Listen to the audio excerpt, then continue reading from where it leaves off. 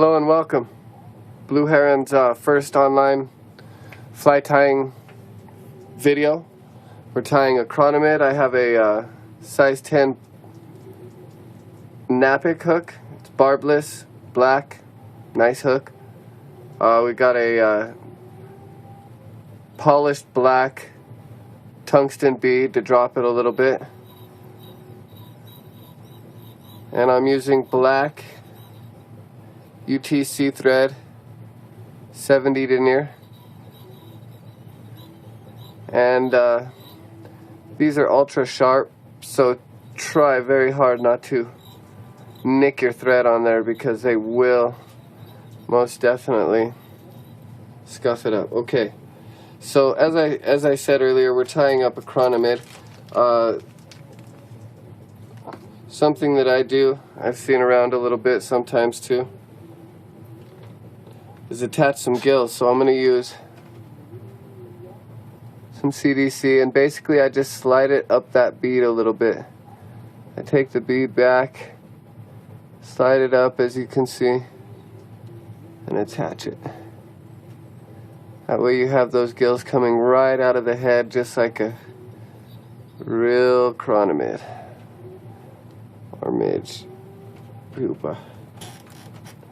So I'll take it, cut it about right there. That gives us our head, or our gills, I'm sorry.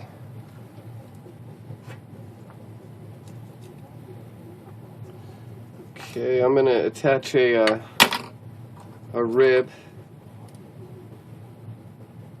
of copper wire. I'm going to use brown. Against this black, it gives a pretty good rib.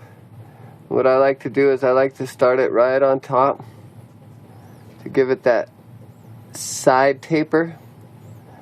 And then when I bring it back along the body here, I'm going to drop it to that other side, just so it, from the side, the profile at least, it's got the nice thin profile.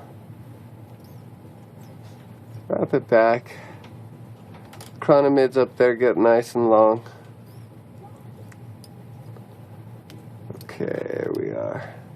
And there I am beating up my thread a little bit, like I said. It's my luck just to break one. I'm sure you guys have never done that before. Okay, wrap it up. This is giving it that good taper that midges are famous for. They basically look just like a worm. A little bit of a head and some gills. It's a very simple pattern. You can either dub it up if you want, but I just tend to thread the body. Just takes a few more wraps is all. Okay, starting from the back here, I'll wrap up this rib here.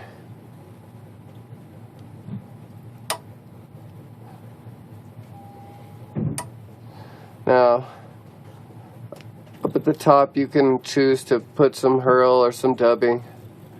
But like I said, I'm just going to use the thread. I like the thin profile, so it will sink a little more quickly than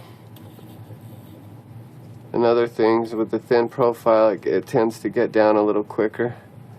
Bring it up all the way to the front. Excuse me, sorry about that. I've got kind of an interesting setup here. I'll show it to you guys one of these days. But it's basically hanging my camera up on a leader. Of course, use fishing material, you know. Alright, here we go. Just make sure that you get that piece of wire in there good, so it's not to hang it when you're whip finishing it here. Okay, and that basically is the Buffalo Midge Chironomid. 10 is a little bit large size, but they do definitely hatch that size. You can go 12, 14, depending on what you're seeing. I recommend if you're going there to have all of them. But just flip this out, belly boat, you know. It's a pretty shallow reservoir. The trout just cruise and pick these things off. If you got the right pattern, which this one can be, depending on their mood, you can pick off quite a few of them in a day.